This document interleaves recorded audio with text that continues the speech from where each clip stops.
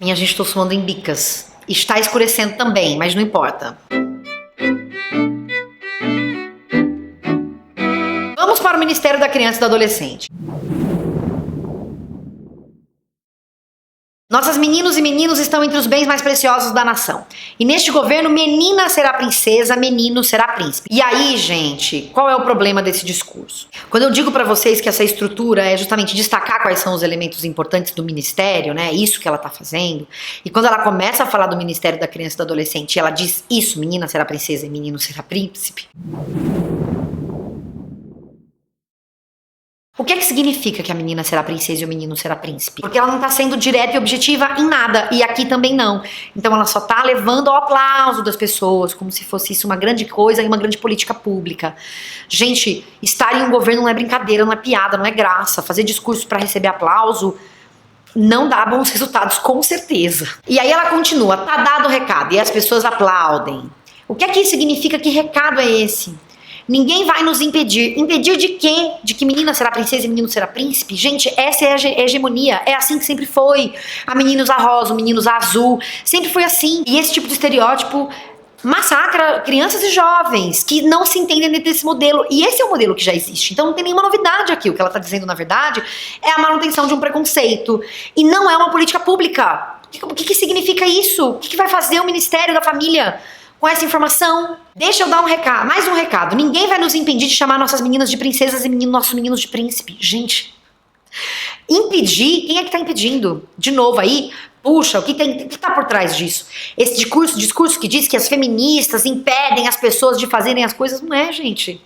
Esse discurso, ele é só pra manter essa mancha de obscurantismo, de desentendimento, de falha de entendimento mesmo, de procurar conhecer as informações. Não é isso que é o feminismo. O feminismo não está preocupado se você vai chamar sua filha de princesa, caso você queira chamá-la de princesa. A questão é que por trás dessa coisa da princesa tem, por exemplo, a escola de princesas, que quer ensinar a menina a só fazer as coisas dentro de casa, enquanto o menino é um galanteador. E esses estereótipos, por trás deles, tem uma série de coisas, inclusive violência.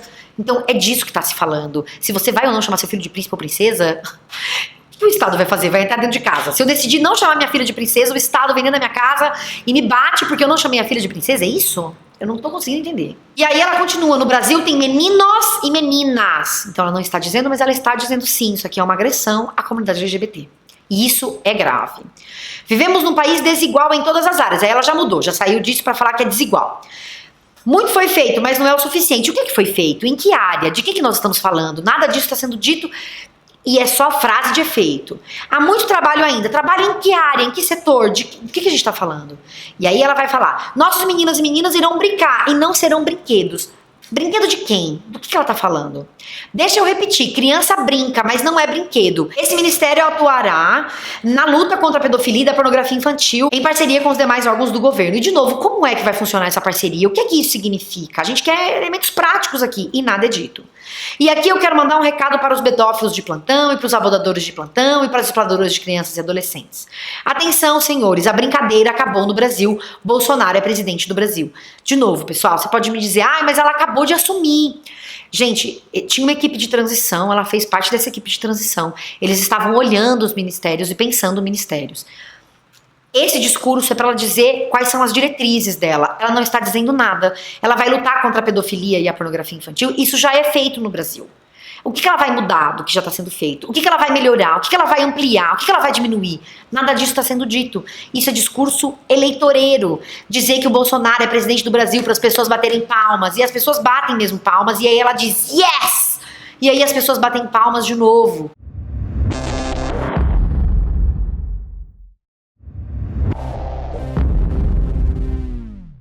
E aí ela vai dizer, deixa eu mandar um recado também para os turistas que fretam aeronaves para vir no Brasil pegar nossos meninos e meninas. Venham para o Brasil, e aí ela vai falar, venham conhecer isso, mas não venham aqui para pegar as nossas crianças, para destruir a infância das crianças brasileiras. Ela tinha que dizer quais são as políticas que vão ser mantidas, quais que vão ser aprimoradas. Isso não tá nada aqui. Não tá falando da violência contra as crianças de maneira objetiva, tá só fazendo discurso para bater palma.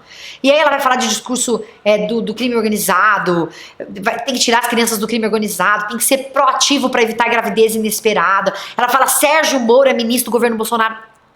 E daí que ele é o ministro do governo Bolsonaro. O que vai fazer o ministro Sérgio Moro em conjunto com a ministra Damares Alves? Quais são as políticas que estão sendo pensadas? Não tem nada aí. E aí ela volta e fala assim: não negligenciaremos as necessidades e enfrentaremos os desafios em relação às crianças e adolescentes em situação de vulnerabilidade. Quais são esses desafios? Quais são que ela vai priorizar? Não tem orçamento para tudo. Como é que ela vai priorizar? Como é que ela não falou de orçamento em nenhum momento? Como é que prioriza coisas? Como é que olha para as diferentes coisas, se tudo é prioridade? Como é que você tem uma equipe suficiente para fazer as coisas todas?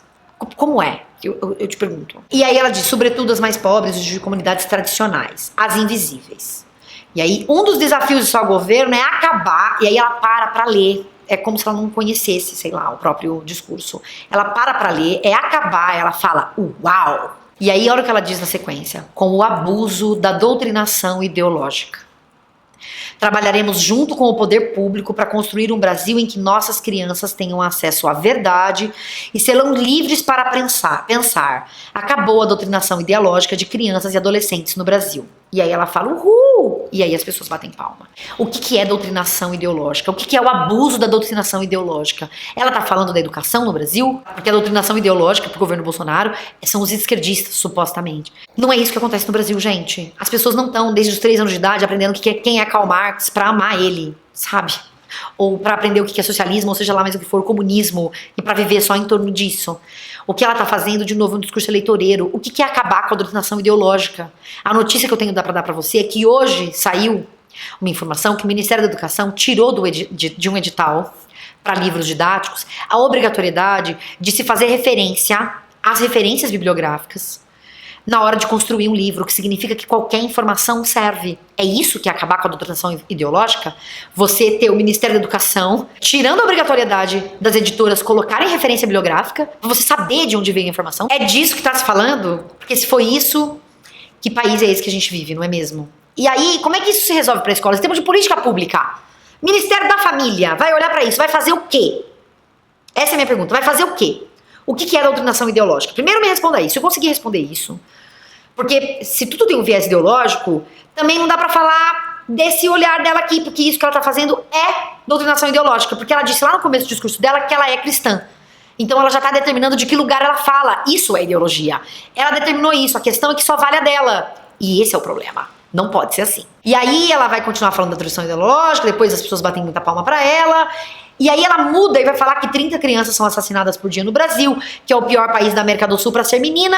E aí o que ela vai dizer? O governo Bolsonaro se propõe que em pouco tempo seremos o melhor país do mundo para se criar menina. A revolução está apenas começando. Eu pergunto, qual é a revolução que está começando? Se ela está dizendo que doutrinação ideológica não vai mais acontecer, mas os livros didáticos não precisam mais de referência bibliográfica? E qual é... A que se propõe o governo Bolsonaro? O que é pouco tempo e o que é que ele se propõe para se tornar esse o melhor país do mundo para as meninas serem criadas? Cadê política pública? Cadê? Não tem nada disso, gente. Não tem nada disso aqui, tá? Você viu que o vídeo ficou claro de novo, né? Por quê? Porque tá escurecendo e eu tô tendo que mudar o ISO. Então vai ficar desse jeito o vídeo, tá? E aí, gente, o problema dessas frases de efeito é justamente esse. Elas causam as palmas das pessoas, e aí a gente fica enlouquecido com isso. Mas e essas outras coisas todas? A gente precisa falar sobre todas essas coisas, gente. Todas essas coisas que estão por trás desse discurso tenebroso. E aí ela vai falar do Ministério da Juventude, e aí o que ela faz? É muito louco, porque ela traz os dados do mapa da violência, da Unicef, ela mistura no meio. Mas na hora dela apresentar, de ser ela mesma propositiva, ela não é propositiva. Então ela traz alguns dados, mas fica nisso. Ah, e aí eu quero aproveitar pra voltar, porque ela falou lá atrás da questão das pessoas em depressão na universidade. Ela tá dizendo que é só de tristeza, porque as pessoas não estão perto das famílias. Existe um problema que é a maneira como o nosso sistema educacional está estruturado. Essa reflexão ela é fundamental. Quando a Damares traz a reflexão exclusivamente para dentro da família, porque as pessoas estão tristes que estão longe da família, é um reducionismo absurdo, e isso tira o foco de um olhar tão significativo e importante, que é entender por que é que os jovens cada vez mais sofrem dentro das universidades. Não é porque elas estão com saudade da família. Pode até ser uma pequena, mas uma pequeníssima parcela disso. Mas tem assédio de professores, tem um sistema que não é inclusivo, Tem um monte de coisa aí, um monte de coisa. E isso não tá sendo nem sequer aventado como uma possível discussão. Bom, e aí, enfim, ele tá dizendo a questão do suicídio, da automutilação de crianças, jovens e adolescentes. Isso é um tema importante. Os pais que não sabem o que fazer, professores que estão desesperados, educadores que não sabem lidar com a situação, conselhos tutelares. Nós vamos fazer um grande time. Ok, time de quê? De quem? Que pessoas? E nós vamos levar esperança para as nossas crianças. De novo, uma frase de efeito. Vamos levar esperança para as nossas crianças. O que é levar esperança para as crianças? É preciso dizer o que é que se vai fazer explicitamente, tá? É isso. E por isso que a gente tem que ver esses discursos, pra gente poder quebrar isso. E mostrar pra ela, né, e pra eles. E aí ela vai continuar, ela vai dizer que nós vamos aprender isso juntos. Ministério, pais, famílias, todos juntos no combate ao suicídio e à automutilação. E essa é uma das metas desse ministério para os próximos 100 dias. A meta é o quê? Diminuir o número de automutilações? 100 dias é muito pouco. É aprender juntos em 100 dias? O que é que se vai se fazer em 100 dias? Não dá pra entender o que é que vai se fazer em 100 dias. Não adianta dizer 100 dias se você não sabe pra quê. E aí ele vai falar de novo, ela vai dizer que conhece, se preocupa com a realidade do jovem negro, indígena, cigano, ribeirinho, quilombolo, boia fria. Esses jovens invisíveis que trabalham de sol ao sol, sem acesso à saúde, educação, sem moradia, trabalho e renda, terão o protagonismo que merecem nesse ministério. O que significa ter o protagonismo? Como é que vai se olhar para esses jovens? Cuidaremos de todos com políticas públicas sérias e equilibradas. O que são políticas públicas sérias e equilibradas? Já existem políticas públicas. Quais são elas? Quais você vai aderir? Quais você vai melhorar? Quais você vai tirar? De novo, essa é a pergunta que ela não responde em nenhum momento e as pessoas continuam aplaudindo, respeitando a sua cultura e seu modo de ser dentro de um caráter universal dos direitos humanos. De novo, gente. Aí ela falou dos quilombolas, o Bolsonaro foi lá e estavam se fazendo a reforma agrária. Ele foi lá e vetou. Parte da reforma agrária era justamente a demarcação de terras quilombolas e indígenas. Ele vetou o que já estava sendo feito pelo INCRA.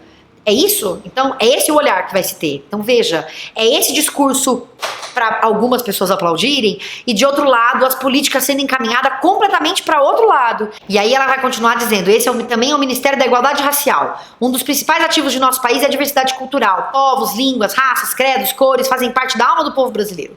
Todos nós temos um pouco de cada um. Esse ministério cuidará de todos, respeitando as suas individualidades, promovendo políticas públicas equitativas que oferecem oportunidades e proteção a todos. De novo, quais são essas políticas?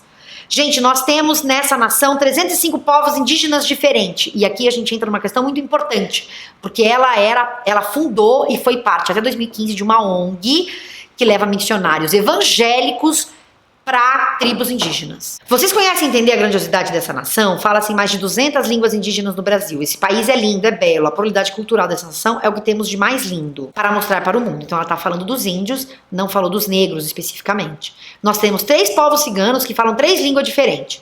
Somos 800 mil índios e mais de 1 milhão de ciganos. Este país é incrível, é belo. E nós não vamos entregar esta nação. Entregar para quem? Para quem que vai entregar a nação? Quem já tentou entregar a nação para quem? Essa é a nossa nação, é a nação de todos nós é a nação do povo brasileiro. E de novo, ela não diz o que significa cuidar dessas pessoas, ela diz que respeita a individualidade, mas o que é que significa isso? É dentro da lógica cristã, de novo, já que ela é cristã. Então, o que é esse cuidado? O que é esse olhar?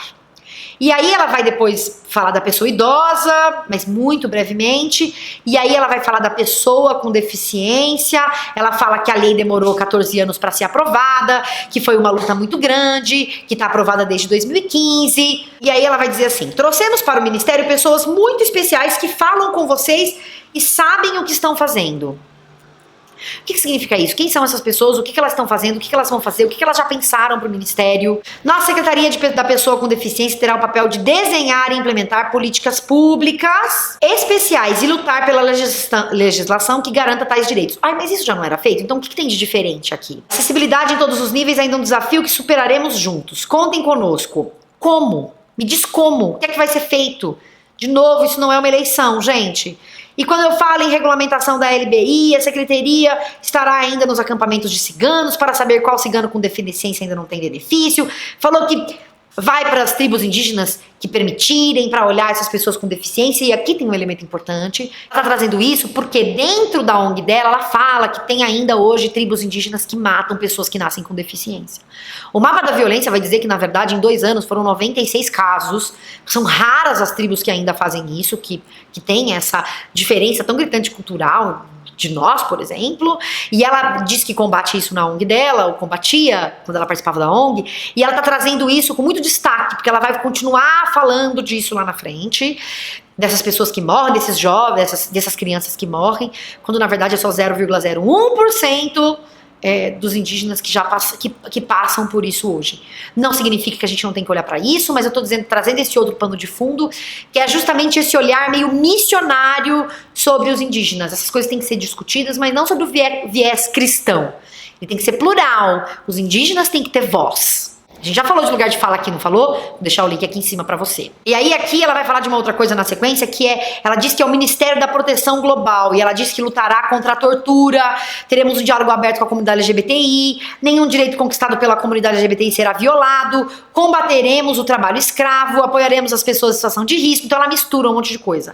O morador do semiárido, o morador de rua, protegeremos as testemunhas ameaçadas e promoveremos a educação integral voltada aos direitos humanos. E aí tem um contrassenso aqui, é que o presidente Bolsonaro, na verdade, ele exalta Ustra, que foi um torturador conhecido brasileiro, e ele exalta esse homem. Ele fez isso quando a Dilma estava sendo impeachmentada, quando o golpe aconteceu, e era muito triste, muito absurdo o que ele estava fazendo, porque Ustra era um torturador e ele exaltava o Ustra, inclusive durante o processo do golpe. De glória para o povo brasileiro, tem um nome que entrará para a história nessa data, pela forma como conduziu os trabalhos nessa casa. Parabéns, presidente Eduardo Cunha. Como vota, deputado?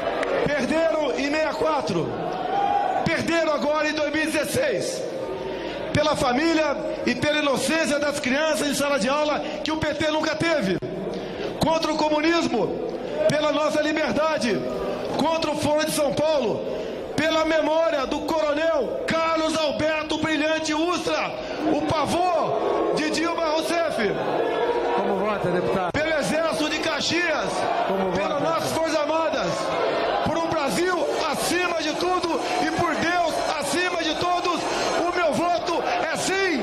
Ele não reconhece Bolsonaro a ditadura, porque ele diz que foi um período militar, mas que não teve ditadura ali, porque o Brasil não conhece ditadura. Vou deixar aqui embaixo o link para essas informações.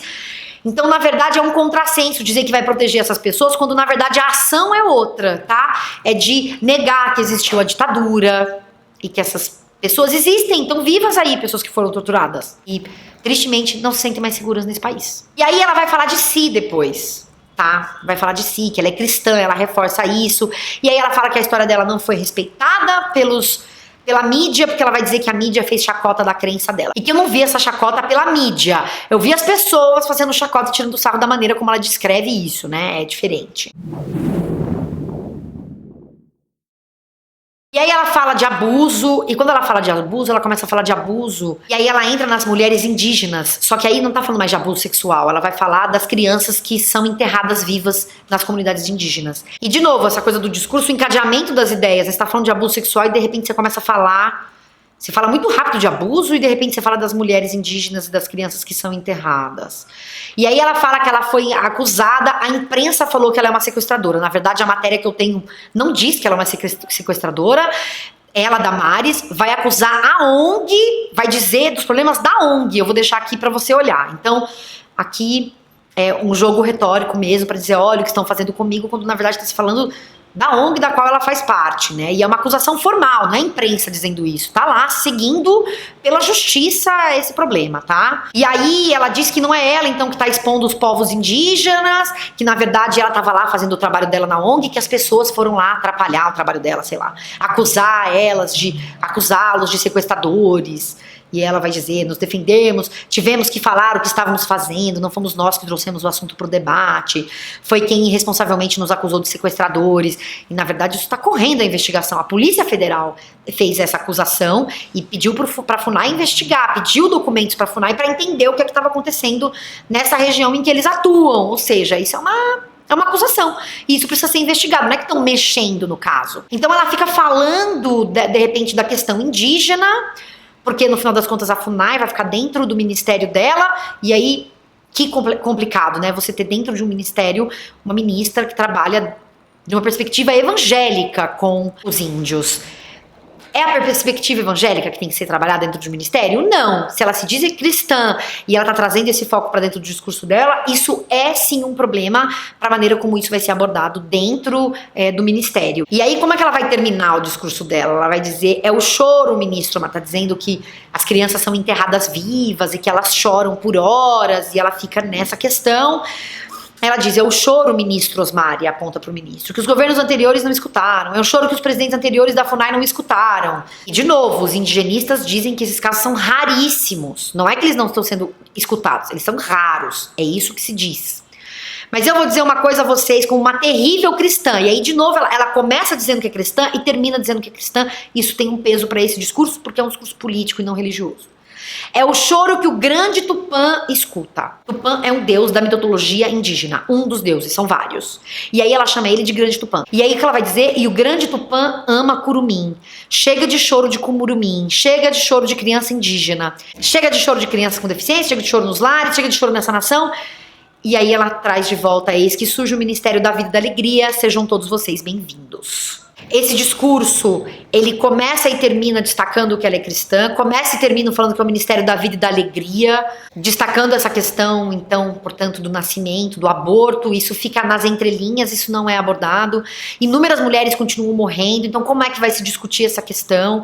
Essas frases de efeito sozinhas não resolvem os problemas do Brasil, não resolvem os problemas da mulher, nem da família, nem dos direitos humanos. Então, eu acho que esse discurso, ele mostra o quão rasa ainda é a reflexão dentro desse governo dessas questões, não só rasa, mas também muito conservadora e religiosa. Se o Estado é laico, a discussão deveria vir dentro da laicidade. Eu sei que isso é, na verdade, muito ingênuo da minha parte. A gente entrou num governo que é de extrema direita e que é muito conservador. A gente tem que olhar para o discurso dela inteiro e dizer, não, não é assim. Você não está me dizendo nada, você está usando um discurso raso, vazio, só de frases de efeito. Quais são as políticas, se você vai respeitar a todos? Mas, ao mesmo tempo, outros ministérios estão tirando coisas que são tão importantes. Ficou um vídeo longo, eu acho que vai ficar bem longo, e cheio de reflexões soltas para te mostrar um pouco desse discurso, em que lugar esse discurso é raso. Então eu fui pontuando mesmo, olha, aqui não está dizendo nada, aqui não está dizendo nada, é só frase de efeito por isso. E mostrar que ele é um discurso fechado, ele se encerra, mas ele não tem tanta coerência justamente por ser vago, tá? Embora ela tenha tentado estruturar dentro de cada um dos elementos que compõem o ministério. Isso sim era importante para fazer esse discurso, mas dentro de cada um dos itens que ela elencou, ela foi vaga, ela não deu elementos concretos para a gente discutir. É mais lutaremos, vamos juntos. Isso não é mais eleição, né? Já foi eleita, ele já foi eleito, ela já foi nomeada, então eles precisam de algo além disso.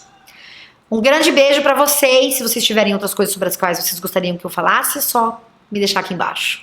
Tchau, tchau.